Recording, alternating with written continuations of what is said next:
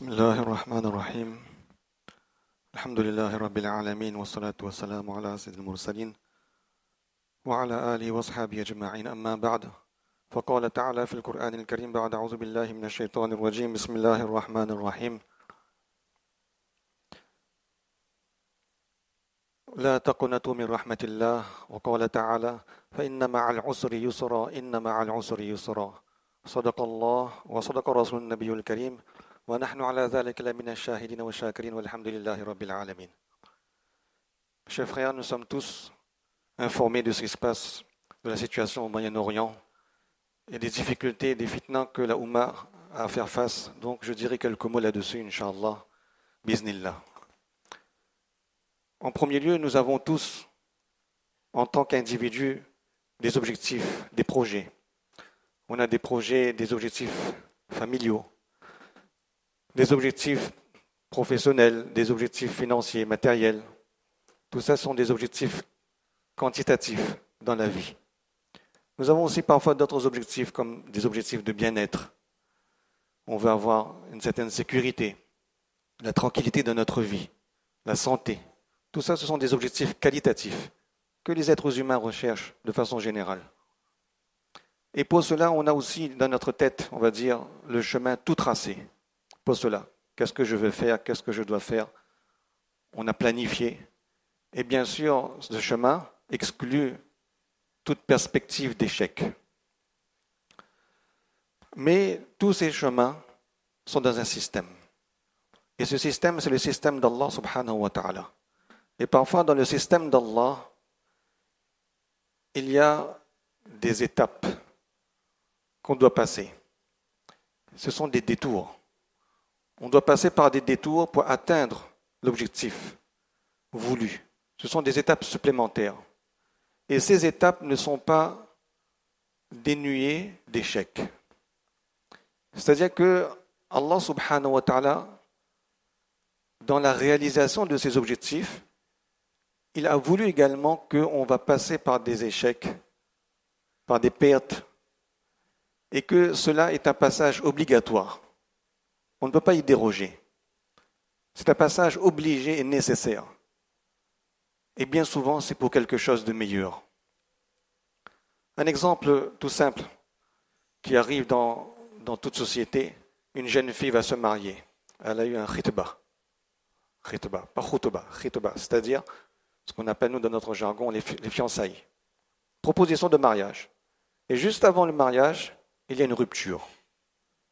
Cette fille, elle est totalement dépitée, totalement bouleversée.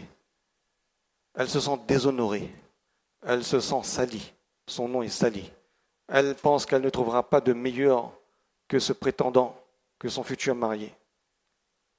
Et puis Allah subhanahu wa ta'ala fait que quelque temps après, elle reçoit une nouvelle demande en mariage de la part d'un garçon qui est bien meilleur que le premier.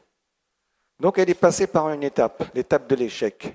Mais c'était l'étape obligatoire pour l'objectif voulu par Allah, qui est la finalité, qui est le succès bien meilleur que ce qu'elle pensait.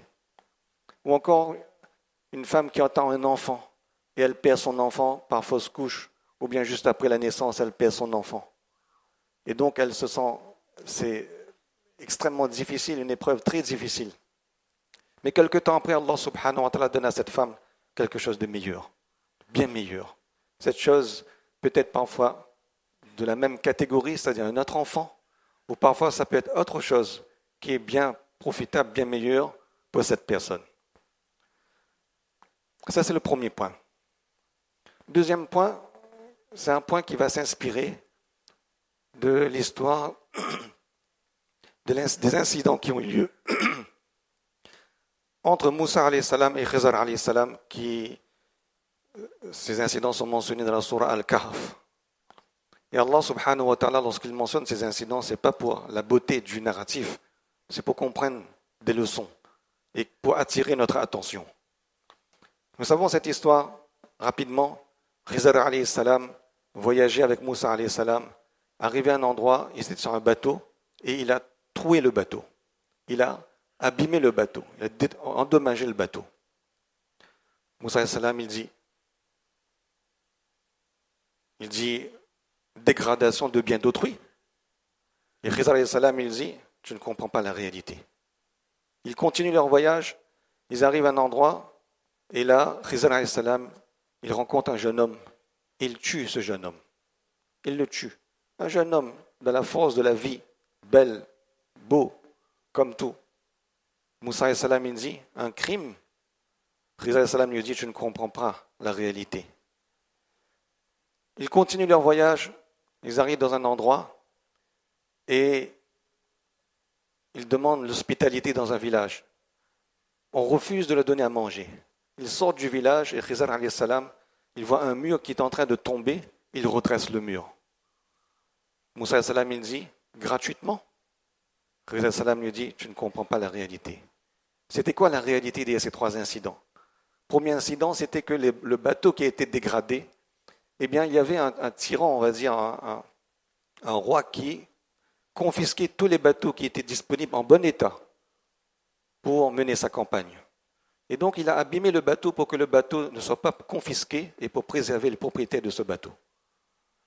Le jeune homme qui a été tué, c'était un jeune homme qui plus tard allait amener ses parents dans le koufr. Et donc, Khizr alayhi salam l'a éliminé parce que c'est un moindre mal pour que ses parents, eh bien, soient préservés du koufr. Et le 3e incident, c'est lorsqu'il a redressé le mur parce que c'était un mur qui appartenait à des orphelins et il y avait sous ce mur un trésor, selon certaines narrations, un trésor qui appartenait à ces orphelins. Donc, ce que lui, il a vu, c'est une chose. Mais la réalité de ce qu'il y avait derrière cela, c'était autre chose. Mon Abul Hassan al-Nadwi, rahmatullah alayh, il donne ce message à propos de ces incidents. Il dit, lorsqu'on voit quelque chose et on pense que c'est mal, c'est incorrect, mais plus tard, on s'aperçoit que ce n'est pas la réalité. Et mes chers frères, pour combattre les fitnas, les tests de la fin des temps, parce que nous sommes en plein dans les fitnas de la fin des temps, eh bien, on doit refuser ce que nos yeux voient. Refuser ce que nos yeux voient. Le Prophète sallam, il dit, dans le sens d'un hadith, il dit qu'avant l'apparition de Dajjal, il y aura une époque qu'on appelle l'époque de khida'at, une époque de tromperie. Il y aura tromperie partout, fake news. Et une personne dira la vérité, on lui dira que tu es un menteur. Une autre personne dira un mensonge, on lui dira que tu as dit la vérité. La vérité sera prise pour mensonge, et le mensonge sera pris pour vérité. Khiza'at. Le Sallam dans le hadith, il dit en ce sens, en parlant aux Sahaba, il dit, il y a un homme qui parlera dans la fin des temps. Il s'appelle Ruwaybadha. Les Sahaba, ils ont demandé, mais c'est quoi Ruwaybadha? C'est qui? Le Sallam, il dit, c'est un homme sans intelligence, sans talent, sans compréhension. Il parlera et il sera considéré comme celui qui dit la vérité.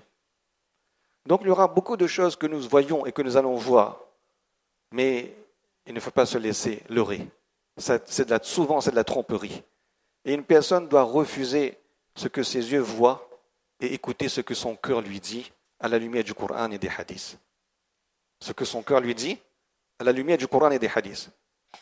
C'est la première des choses à faire pour faire face aux fitnas. Pour faire face aux fitnas de la fin des temps. On doit voir au-delà. On doit voir au-delà de la réalité de ce que nos yeux voient. Parce que ce que nos yeux voient, c'est une réalité. Mais il y a une autre réalité derrière cela. Et d'ailleurs, le Prophète sallam dit que le mot Dajjal, c'est un mot qui vient du terme Dajjal, qui signifie charlatanisme, la tromperie. Donc ce seront des choses qui seront très très très courantes dans l'époque qui précédera la venue de ce Dajjal. Lui, il a 2 yeux, un œil qui est fermé, un œil qui est ouvert. Il a fermé l'œil de la vérité et il a ouvert l'œil de la tromperie. Et nous, ce que nous devons faire, c'est de réouvrir cet œil de la vérité qui est l'œil du cœur. Réouvrir l'œil de notre cœur. Le Rasul sallam, il a enseigné cela aux Sahaba. Et dans le Coran, Allah il dit « Alladhina yu'minuna bil ghayb » Le musulman est celui qui croit en l'invisible, qui croit en ce qui n'est pas vu, dans cette autre réalité. Donc, considérant ces deux points, on peut maintenant mettre en perspective la situation qui prévaut aujourd'hui au Moyen-Orient. C'est que nos yeux voient la terreur, l'abomination, l'humiliation, la défaite, l'abandon même. Mais on ne doit pas se laisser tromper. C'est que derrière cette apparence, ça c'est de l'apparence, c'est peut-être un passage nécessaire, un test nécessaire, un échec nécessaire, mais pour une victoire grandiose, pour l'honneur et la dignité retrouvés. Et cela s'est écrit dans les textes sources, que ça arrivera. L'islam retrouvera son honneur et toute sa dignité. Bien sûr, il y a la souffrance, les difficultés. Ceux qui sont partis, shahid, eh bien, chers frères, vous savez, la mort d'un shahid, c'est extraordinaire. Un shahid ne connaît pas le sakaratul maut, le sakarat de la mort, l'affre, l'agonie, la souffrance de la mort, il ne connaît pas ça. La cause de sa mort lui atteint comme une piqûre, un simple pincement. Il ne ressent que ça. Au moment où cette cause de sa mort lui touche, il bascule dans le paradis. Il ne connaît pas le sakarat de la mort. Il ne vit pas le sakarat de la mort. Et ceux qui sont restés à l'arrière, eh bien, ils souffrent des disparitions, etc. Mais cette souffrance est tellement récompensée par Allah subhanahu wa ta'ala, elle sera tellement récompensée par Allah le jour de Qiyamah, que cette récompense, cette souffrance deviendra ni'ma, bienfait. Deviendra bienfait. Tellement elle sera récompensée par Allah. Et nous savons tous qu'un ni'ma, on en demande toujours. Donc il y a les apparences, mais il y a au-delà des apparences. Il y a une réalité que l'on voit, mais il y a une deuxième réalité d'ailleurs. Tout ce que l'on voit, c'est la réalité que nous enseigne le Coran et le Hadith. Maintenant, que devons-nous faire? Premièrement, faire preuve de patience. Ne pas tomber dans le désespoir. La taqnatu min rahmatillah. Le désespoir, c'est interdit pour les musulmans. On ne doit pas tomber dans le désespoir. Et garder confiance en Allah. Parce que c'est un test. Fa inna ma'al usri yusra. Inna ma'al usri yusra. À 2 reprises, Allah dit dans le Coran, après difficulté, il y aura la facilité. Et le test que l'on subit dans la fin des temps, c'est un test qui touche le iman. Ça touche directement le iman. Comment ces genres de choses peuvent se produire pour le musulman? C'est le iman, notre relation, notre conception d'Allah même, qui est testée. Et c'est là où la taqwa prend toute sa signification. La taqwa. On entend tout le temps parler de la taqwa. Si vraiment on veut savoir si on a la taqwa, eh bien c'est que lorsqu'on a des épreuves, des difficultés, on arrive à traverser ces difficultés sans se détruire, sans détruire son iman, sans détruire sa confiance en Allah, sans détruire son espoir en Allah subhanahu wa ta'ala. Ça, c'est la taqwa. يُرِيدُونَ يُطْفِئُوا نُورَ اللَّهِ بِأَفْوَاهِهِمْ وَاللَّهُ مُتِمُّ نُورِهِ وَلَوْ كَرِهَ الْكَافِرُونَ. On fera tout pour détruire la lumière de l'islam, le flambeau de l'islam. Mais Allah subhanahu wa ta'ala, mutimmu nuri, il va compléter sa lumière, il va compléter son dîn, même si cela déplaît à certaines personnes.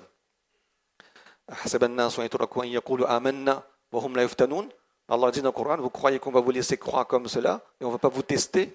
La yuftanun, iman et fitna. Ça va de pair. Iman est testé. Et celui qui a taqwa passera ces tests avec honneur.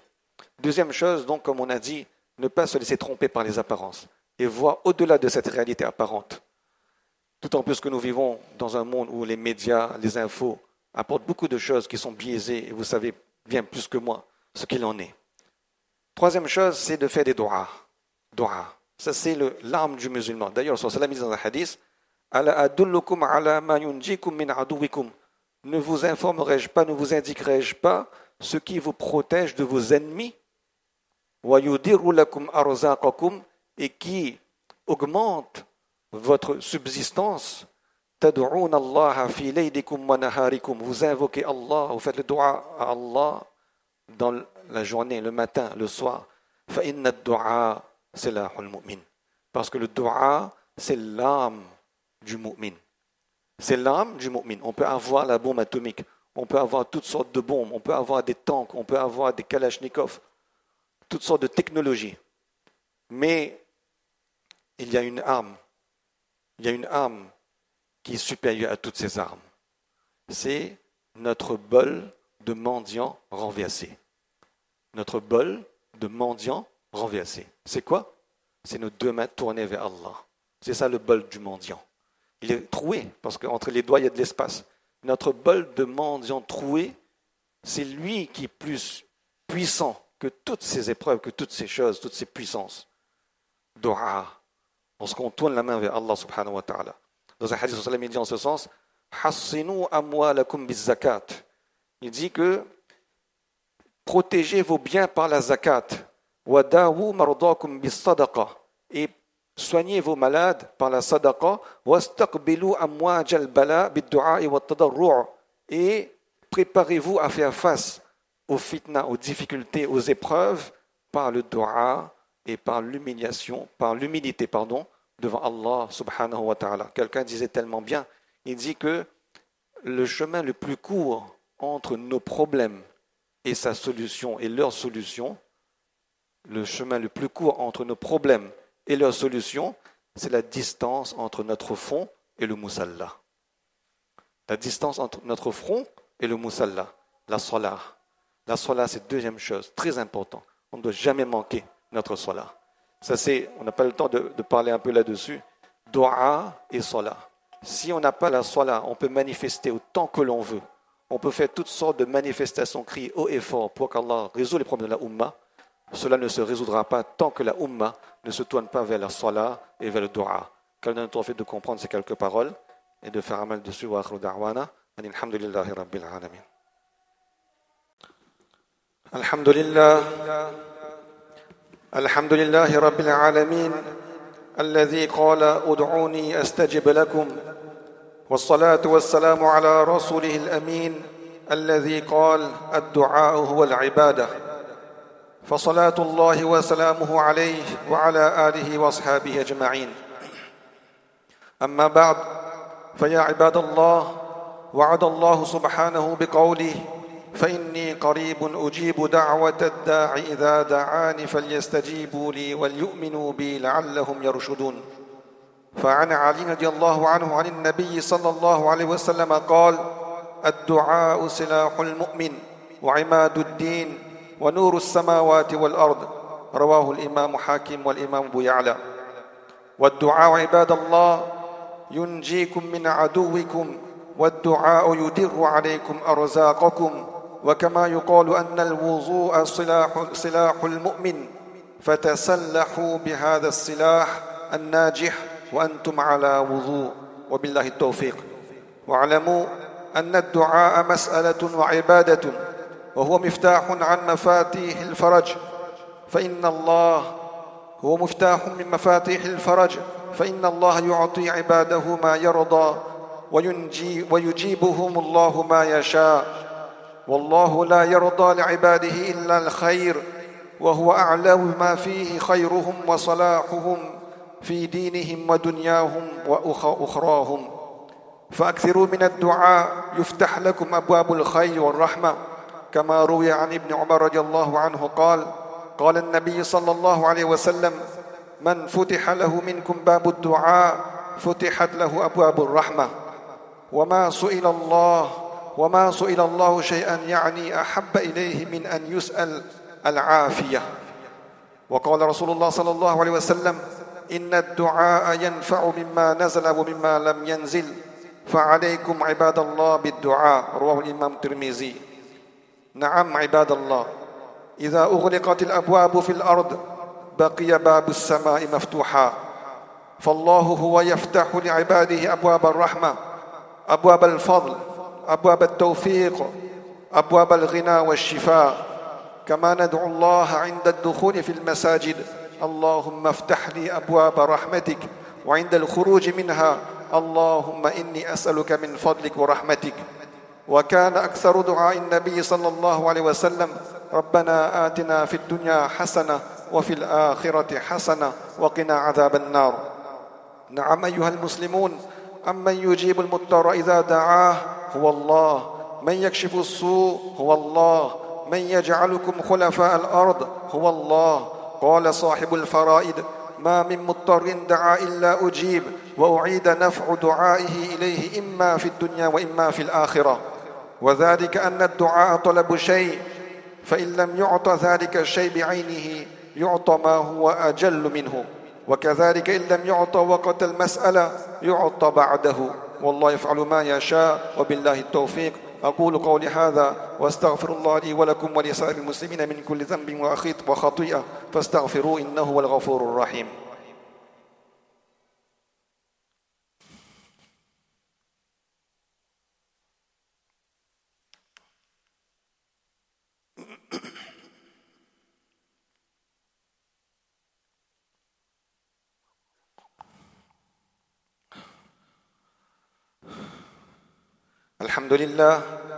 الحمد لله يستعينه واستغفره ونعوذ بالله من شرور أنفسنا ومن سيئات أعمالنا، من يهد الله فلا مضل له ومن يضلل فلا هادي له، وأشهد أن لا إله إلا الله وحده لا شريك له، وأشهد أن سيدنا ونبينا ومولانا محمدا عبده ورسوله أرسله بالحق بشيرا ونذيرا بين يدي الساعة، من يطع الله ورسوله فقد رشد، ومن يعصهما فإنه لا يضر إلا نفسه ولا يضر الله شيئا.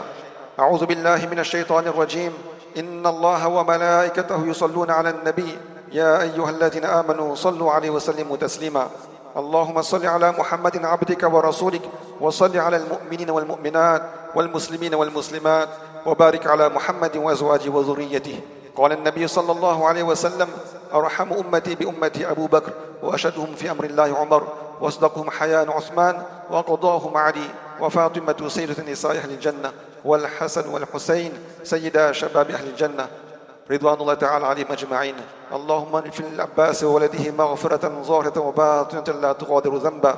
الله في أصحابي لا تتخذوهم غرضا من بعدي، فمن أحبهم فبحبي أحبهم، ومن أبغضهم فببغضي أبغضهم، وخير القرون قرني ثم الذين يلونهم ثم الذين يلونهم، والسلطان ذل الله في الأرض، من أهان سلطان الله أهانه الله.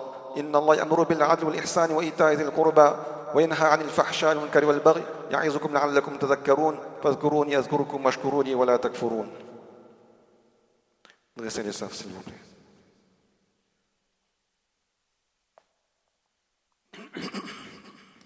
الله أكبر الله أكبر الله أكبر الله أكبر. أشهد أن لا إله إلا الله أشهد أن لا إله إلا الله أشهد أن محمدا رسول الله أشهد أن محمدا رسول الله. حي على الصلاة حي على الصلاة حي على الفلاح حي على الفلاح. قد قامت الصلاة قد قامت الصلاة. الله أكبر الله أكبر لا إله إلا الله. الله أكبر.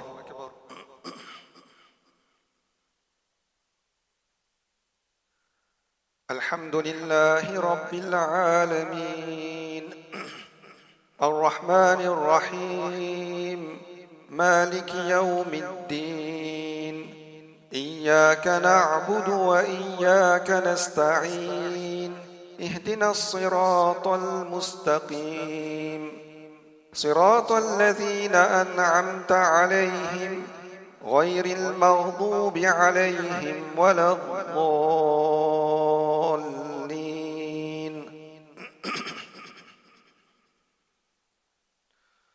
سبح اسم ربك الأعلى الذي خلق فسوى والذي قدر فهدى والذي أخرج المرعى فجعله غثاء أحوى.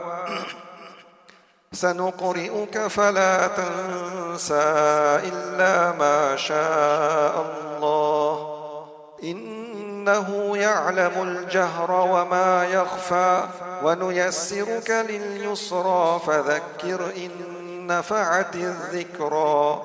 سيذكر من يخشى ويتجنبها الأشقى الذي يصلى النار الكبرى ثم لا يموت فيها ولا يحيا.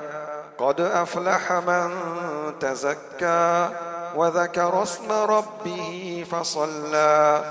بل تؤثرون الحياة الدنيا والآخرة خير وأبقى. إن هذا لفي الصحف الأولى صحف إبراهيم وموسى. الله أكبر.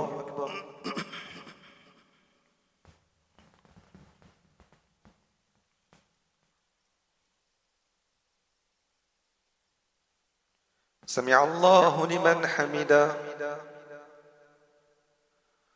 الله أكبر.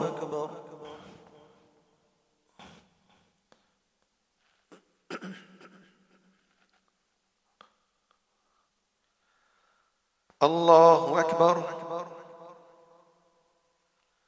الله أكبر.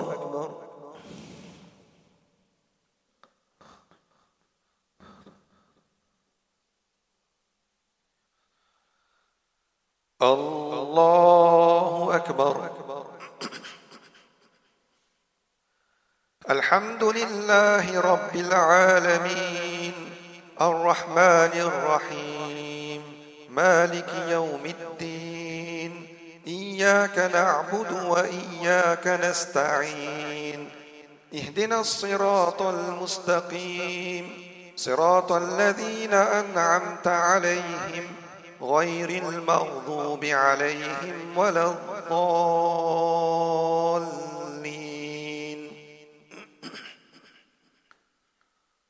والضحى والليل إذا سجى ما ودعك ربك وما قلى وللآخرة خير لك من الأولى ولسوف يعطيك ربك فترضى ألم يجدك يتيما فآوى ووجدك ضالا فهدى ووجدك عائلا فأغنى فأما اليتيم فلا تقهر وأما السائل فلا تنهر وأما بنعمة ربك فحدث. الله أكبر.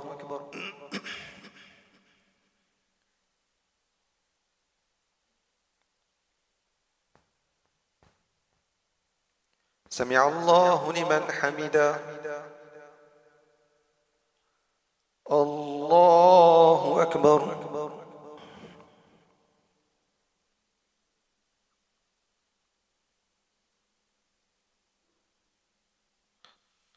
الله أكبر. الله أكبر.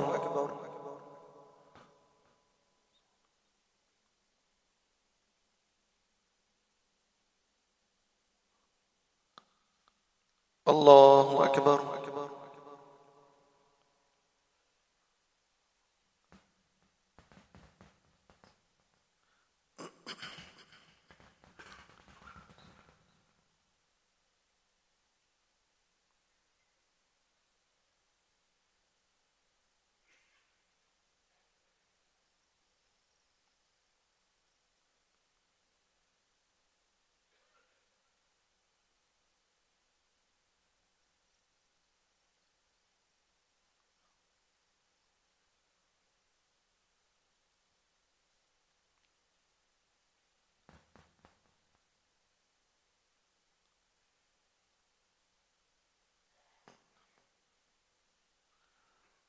السلام عليكم ورحمة الله.